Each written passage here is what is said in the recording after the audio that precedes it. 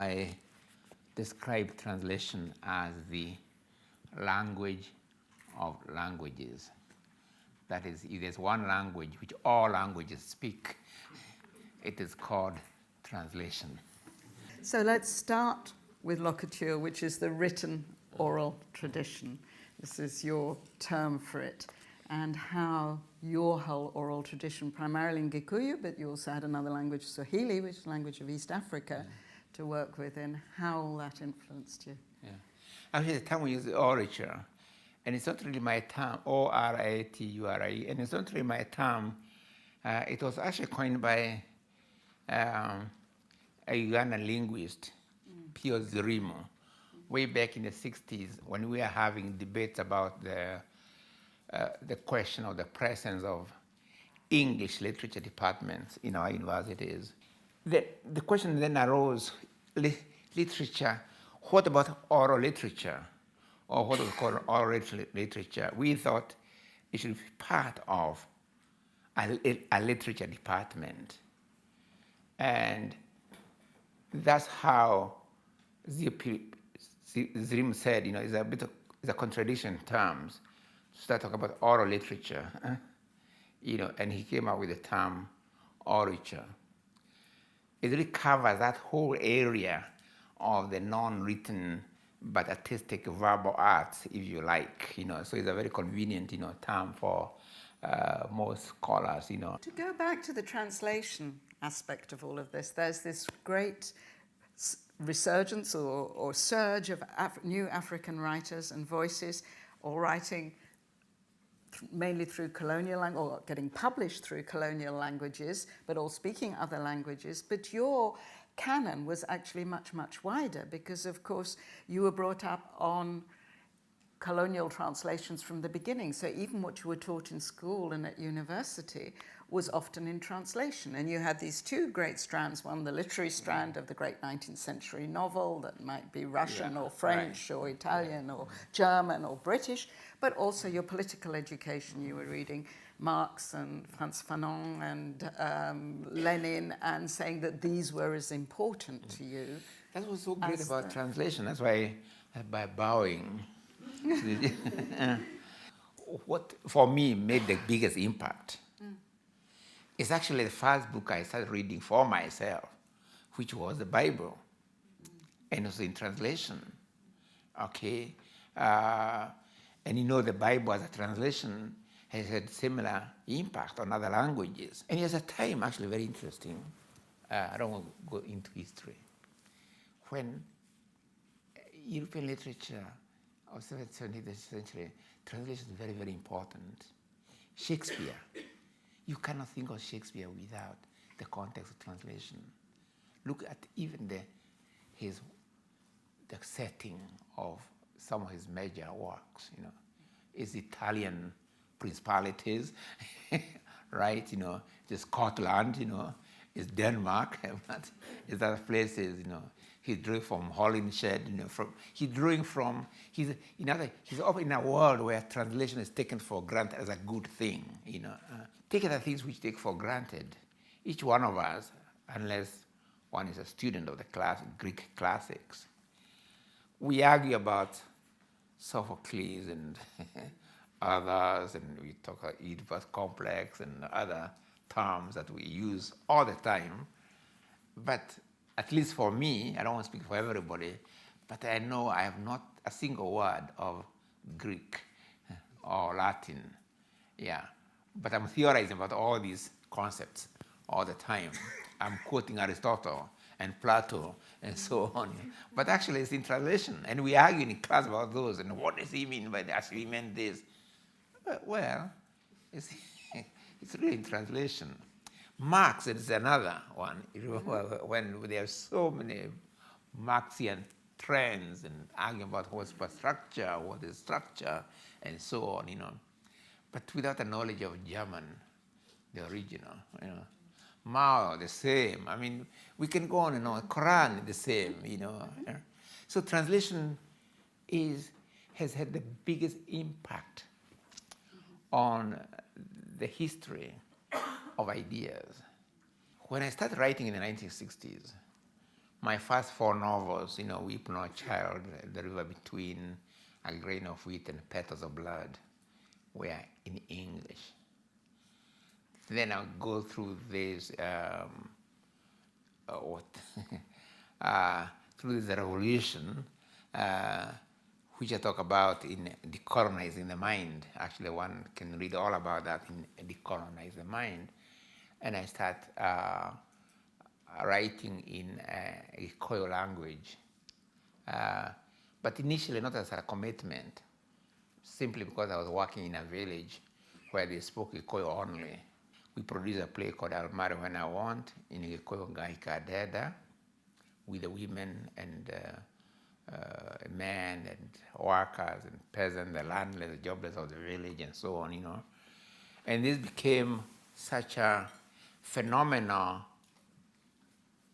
success, I would call it, just in terms of sheer number of people who came from different parts of the area and from Nairobi, and some even hired buses to come and see this phenomenon, that instead of the post-colonial government being very happy with the intellectuals who are willing to go back to the village and work with the villagers, they start becoming, this is suspicious. Why are they writing?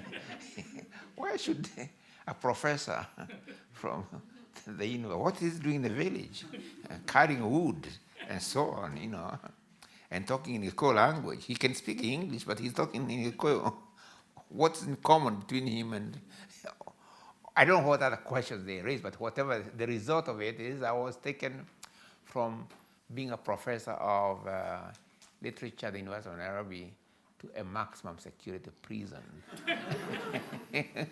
The key thing was that for me, in prison, that's when I thought about the language issue very, very seriously. Why in Gikuyu I'm in prison, in English I won national accolades. It didn't make sense to me, So that's when I started going through the whole history and nature of languages, thoughts which later came to form the book, Decolonizing the Mind. But in prison, I made one decision, which was to start writing in Gikuyu language. And this was partly an act of defiance initially. They have put me in prison for writing in Gikuyu language, okay. Now, in prison, with materials provided by the government, being housed by the government, having waiters for guards, waiting on me. I never thought of being waited upon, and everything else, and having toilet paper for writing material and everything else. I went ahead and notified. Those were the days when they gave you hard toilet paper. Yeah, of course, exactly. It was actually very hard, but it's very good, my writing material. It's like as hard as this, but good writing material. The pen held very well. Interestingly, you quote, now I'm not sure whether it was in Wizard of the Crow or Dreams in a Time of War, you quote this argument you had with a fellow student, Kenneth, about him saying, what do you mean you're just going to be a writer? Surely you need a license in order to write. I mean, we might think now with all the creative writing departments, that's what everybody thinks we do need. It's very interesting because we started thinking about writing when I was in primary school, actually. I was convinced that if you write a book without a government license, you would go to prison. And Kenneth, my friend, was convinced, on the contrary, that one does not need a license to write. And this argument went on for days and weeks and so on. It became like an obsession, I don't know, And when later I went to high school and he went to a teacher training college, in fact, he started writing a novel to prove to me that you could do it without being arrested, okay? Yeah. And then you proved the opposite. Yeah. You produced your play and then you got yourself arrested. So the irony is that in the end, actually, I was arrested.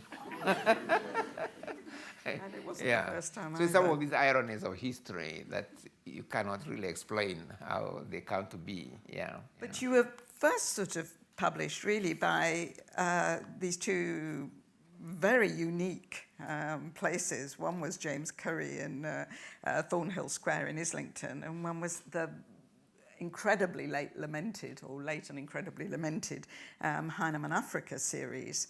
And then you became part of the mainstream with Harville Secker, which is now part of Random, which is now part of Bertelsmann.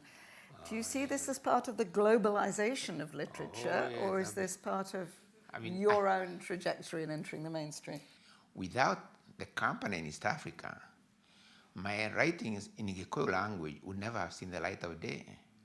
But that publisher, Henry Chakava, let me mention his name because he did a very courageous thing.